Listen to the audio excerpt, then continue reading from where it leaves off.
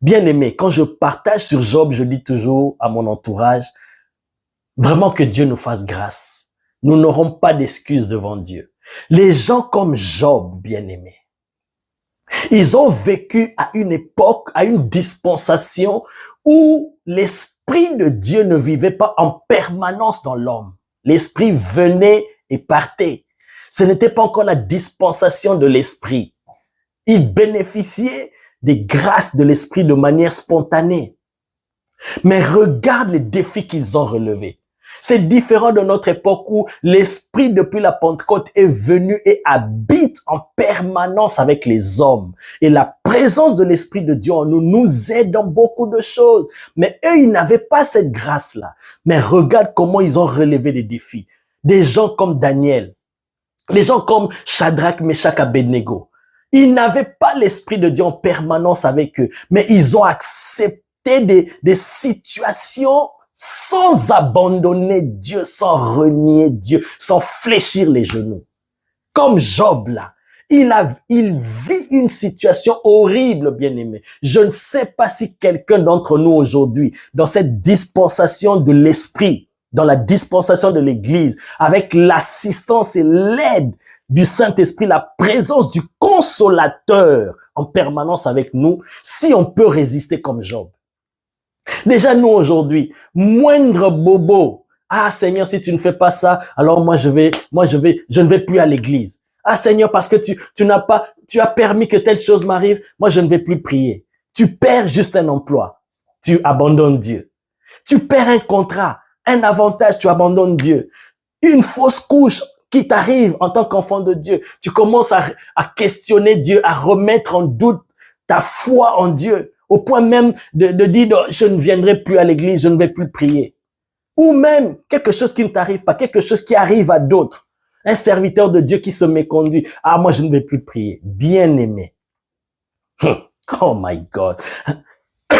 Alors que nous sommes dans la dispensation de l'esprit. Mais eux, un homme comme Job, qui a perdu 10 enfants le même jour, qui perd ses biens, son corps se détériore, mais il n'abandonne pas Dieu. Il croit en Dieu. Et regarde ce qu'il déclare. Des paroles puissantes, bien-aimées.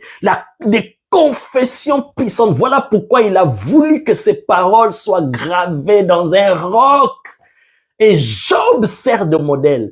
Job servira de témoin. Si aujourd'hui, quand tu te présentes devant Dieu, tu commences à donner des excuses, Dieu va te dire, attends, Job vient, dis-lui, raconte-lui ce que tu as vécu. Et malgré tout ce que tu as vécu, est-ce que tu m'as abandonné? Bien aimé, tu vas fermer ta bouche.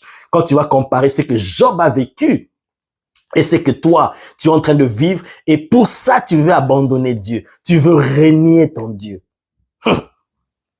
Job dit, quand ma peau sera détruite, il s'élèvera. Waouh! Quel niveau de foi! Tout ça pourquoi?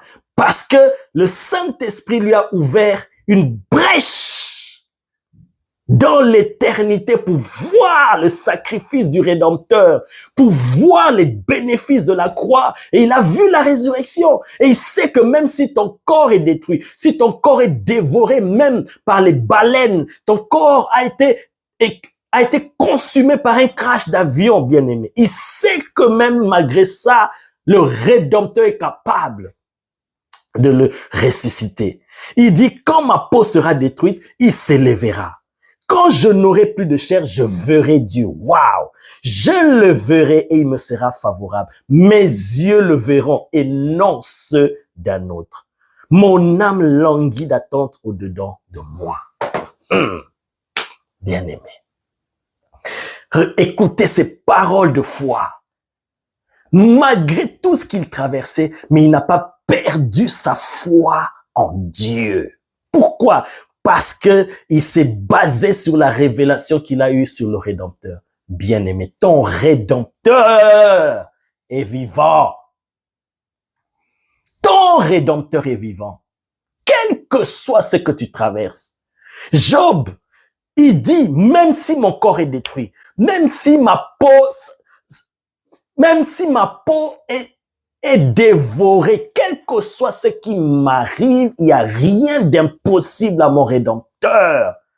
Malgré tout ce qui arrive, moi je le verrai. D'une manière ou d'une autre, je ne sais pas comment il va faire, mais moi je le verrai parce que je ne serai pas détruit. Pourquoi? Parce que je sais que mon Rédempteur est vivant.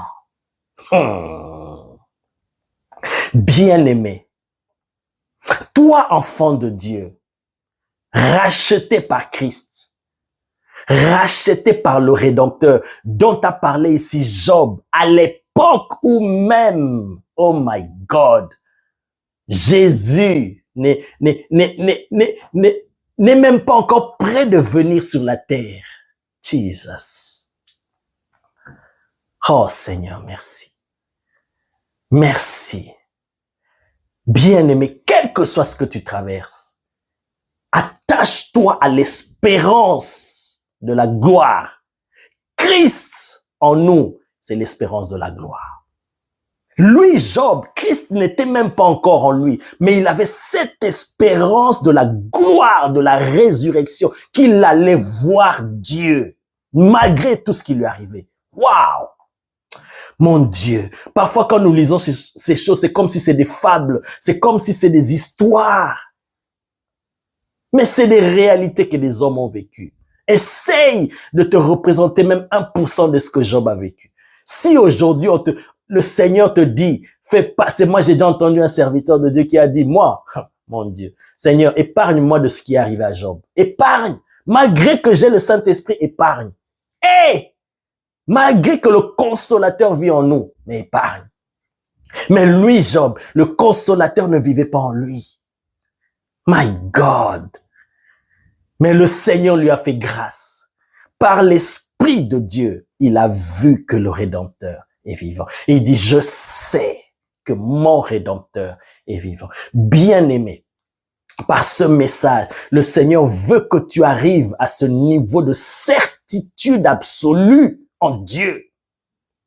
Comme ce que je viens de citer pour pour Daniel et ses amis. Jesus.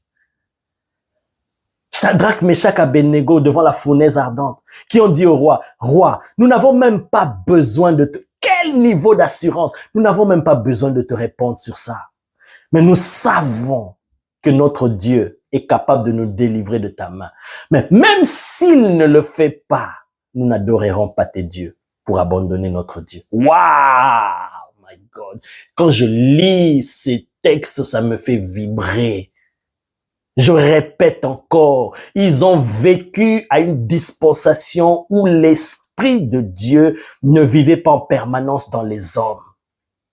Mais regardez là, le niveau de foi qu'ils ont manifesté. Et nous, à combien plus forte raison, nous, qui avons la grâce d'avoir l'Esprit de Dieu qui vient nous aider dans notre marche chrétienne, qui vient nous aider dans nos faiblesses, nous devons, bien aimer, nous devons faire mieux qu'eux. Nous devons faire mieux qu'eux. Voilà pourquoi je t'exhorte, bien-aimé, n'abandonne pas Dieu, ne renie pas Dieu à cause des épreuves que tu vis. Certes, c'est difficile, mais est-ce que tu peux comparer ça à Job? Tu peux comparer ça à ce que Job a vécu. N'abandonne pas Dieu parce que tu as perdu un poste, parce que tu voulais un mandat, tu voulais un poste. Tu as postulé pour un poste, tu n'as pas eu, et tu commences à douter de la fidélité, de la bonté de Dieu. Bien-aimé, n'ose pas le faire. Sinon, Dieu va t'appeler Job comme témoin. Souvenez-vous que la Bible dit dans Hébreux, nous sommes environnés de témoins, bien-aimés. Pour ta situation, tout ce que tu vis, il n'y a rien de nouveau. Les gens ont vécu cela. Donc, on n'aura pas d'excuses devant Dieu. Regarde Job. Perdre. Moi, je suis père. J'ai des enfants. J'imagine perdre. Oh, déjà, tu perds un enfant, c'est douloureux. C'est pratiquement insurmontable. Il n'y a que le consolateur, le Saint-Esprit qui peut t'aider à te relever. Mais là, tu perds 10 enfants le même jour. Tu termines. Tu es en train de réfléchir, on vient t'annoncer que tes troupeaux ont été saccagés, ta richesse, Et toi-même, pendant que tu essaies de comprendre ton corps, tu vois comment ça commence à se détériorer sous tes yeux. My God. Mais malgré cela, il reste fidèle, attaché à Dieu. Ah, voilà pourquoi le Seigneur l'a restauré doublement.